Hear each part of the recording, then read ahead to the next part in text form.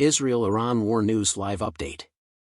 Effort to bomb Iran confirmed by Israeli cabinet member on April 19.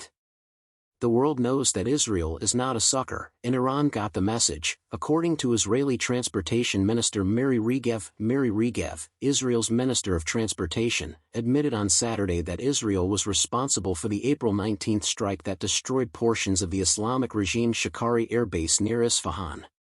We were able to get our message across. According to Regev, who spoke to Channel 14 on Saturday night, Iran has received the message, and the world is aware that Israel is not a lightweight.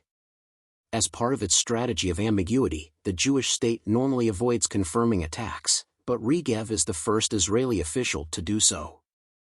According to two Iranian officials cited by the New York Times, the attack was a high-tech missile that struck a Russian-made S-300 air defense system at Shakari. The U.S. had earlier claimed that it was an Israeli strike. The publication reported that Western officials explained the strike to Tehran by saying that Israel wanted to prove it could get past Iran's military systems. A fighter jet reportedly fired the missile far from Israeli or Iranian airspace, and it avoided Jordanian airspace so as not to involve Amman, said the Times. This assault occurred 5 days after Iran made history by attacking Israel directly from its territory using a combination of 300 drones and missiles.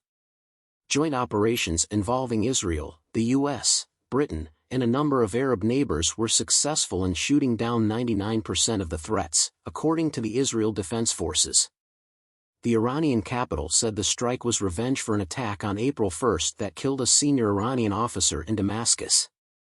Some in Israel's government have pointed fingers at the Obama administration, saying they were behind Iran's attack and trying to limit Israel's retaliation.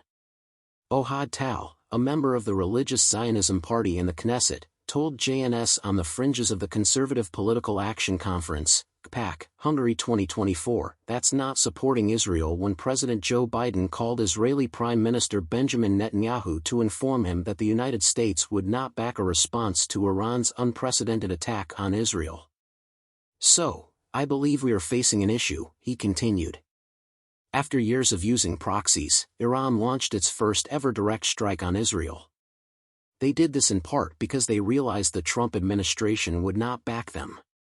According to him, they speculated that Israel might be weak or isolated. By reporting the news as it really is, without bias or speculation, JNS is fighting the tide of false information about Israel. We depend on readers like you to provide this comprehensive, non-biased coverage of Israel and the Jewish community. Thanks to your generosity, our journalists are able to report the news without prejudice or ulterior motives. Will you be there to back us up? Help ensure that JNS.org continues to be a reliable source of news with any donation, no matter how large or small.